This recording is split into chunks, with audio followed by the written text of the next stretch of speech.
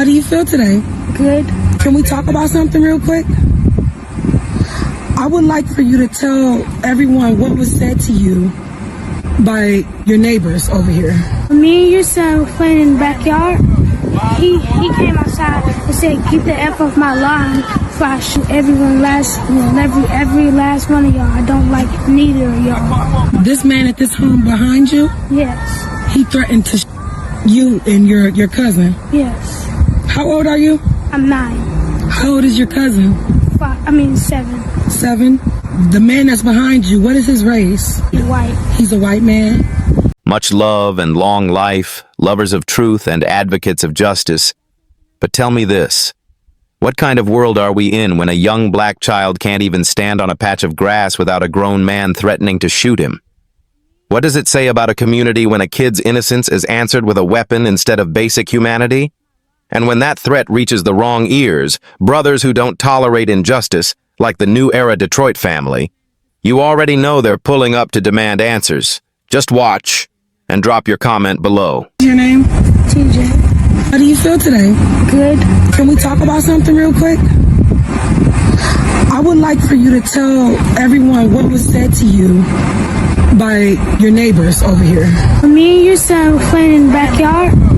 He came outside and said, "Keep the F off my lawn before I shoot every last one of y'all. I don't like neither of y'all." This man at this home behind you, Yes. he threatened to you and your cousin. Yes. How old are you? I'm 9. How old is your cousin? 7. 7. The man that's behind you, what is his race? He's white. He's a white man.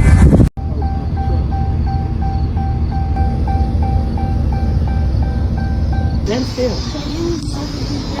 was like there, and like where the gate at, and he said, "Get off his mouth and shoot me and my cousin. He don't like neither one of us."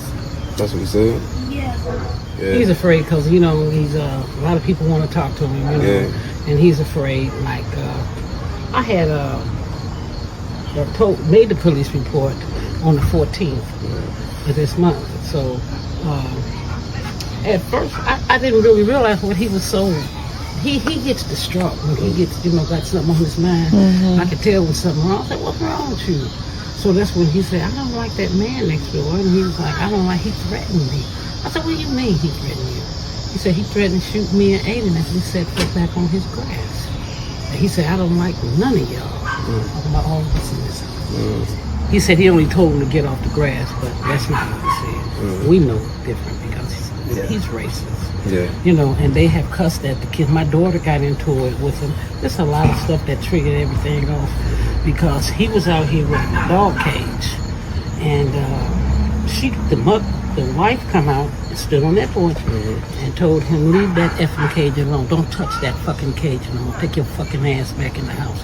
So he goes to tell his mother, and when his mother comes out, they sort of like got into a argument, and they wanted to come over here and jump on her, but they changed their mind about it, and it's been going on ever since. Because the police told us that we could be in danger because it's going, both ways. White people taking up for white, black taking up for black. He said, "I wouldn't want to see you get your house firebombed or shot up at." But that's why we here. You know what I mean? Yeah. Because of stuff like that.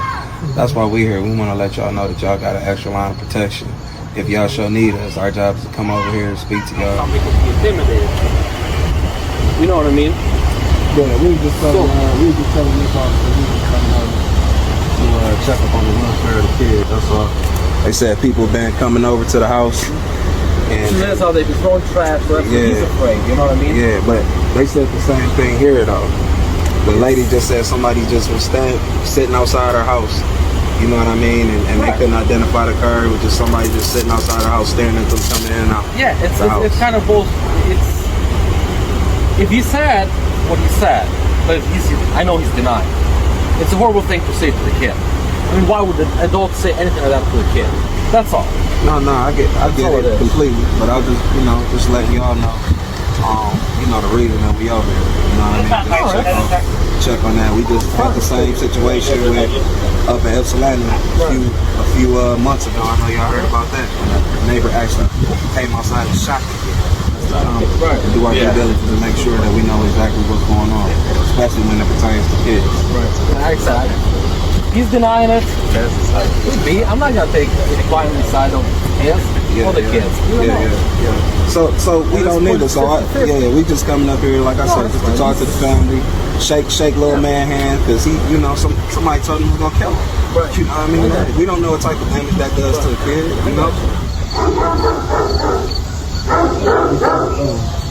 We here to make sure. I don't know what people do at the other side. They got spooked when they saw y'all in contact. Yeah. That's what he said. It was cool about it, so we no harm, no foul. But our job is to make sure a little man and that y'all cool. You know what I mean? Like at the end of the day, I don't really care about what's going on over here, but I know ain't nobody about to come and lay your hand on y'all. Appreciate that. You know what I mean? Appreciate it. So yeah, man, that's love. I gave y'all some more cards, huh? Yeah. If there's anybody else to come around, y'all got your contact. If y'all shall need anything, just please, feel free to reach out to us. Okay. Find us getting our hand, reach out to us. I sure would. I sure appreciate that. Yes, please do. Yeah, and if anything, y'all see somebody, so if y'all see somebody over here sitting in a car, don't look familiar, take pictures. Yeah. Okay. You know what I mean? That's what the picture told us. So if y'all see anything like that, just let us know. We'll be over here for y'all. Okay. All right, thanks, man. Thanks a lot. Give me some love, bro. Give me some love, man.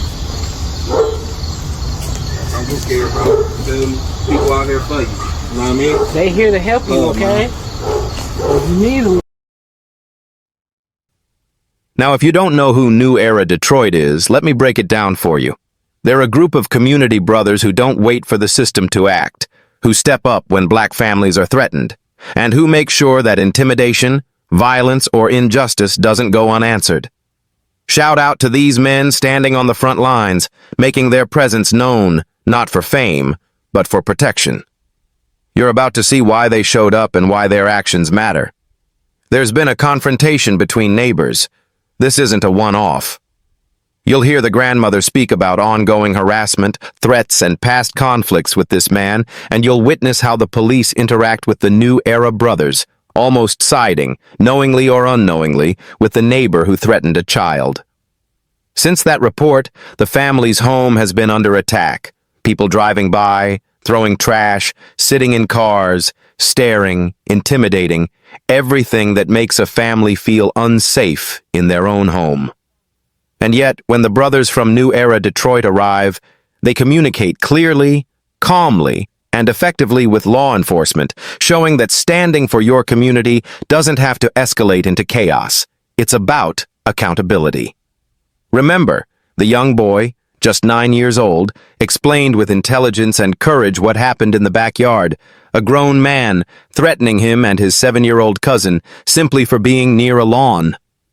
The grandmother filed a police report, but the system's response was weak. Police warned that the house could be in danger, highlighting a chilling truth. Threats to black families are often downplayed until it's too late. This is the same pattern we saw in Minnesota last year, where persistent reporting of threats ended in tragedy. Yet, when New Era Detroit intervenes, we see what real protection looks like: presence, advocacy, and community defense. The officer even admitted that black men standing up can seem intimidating, which exposes the unfair double standard. Presumption of innocence for the neighbor making threats versus presumption of guilt for the family trying to protect themselves. This is why we need groups like New Era in every city, to ensure families have support, voices are heard, and danger is met with action, not silence. So watch closely. Pay attention to every word, because this is more than a neighborhood dispute. It's a lesson in accountability, community power, and what it takes to protect the most vulnerable. Drop your comment below, let me know what you think, and don't forget to like, subscribe, and share, so more people understand what it means to truly stand up for justice. This is the Untold Crime Chronicle. Crime. Like that, just let us know. We'll be over here for y'all. Okay. Yeah. All right, thanks, man. Thanks a lot. Give me some love, bro. Give me some love, man. I'm just scared, bro. Them people out here for you. You know what I mean? They here to help you, Love, okay? man. If you need them.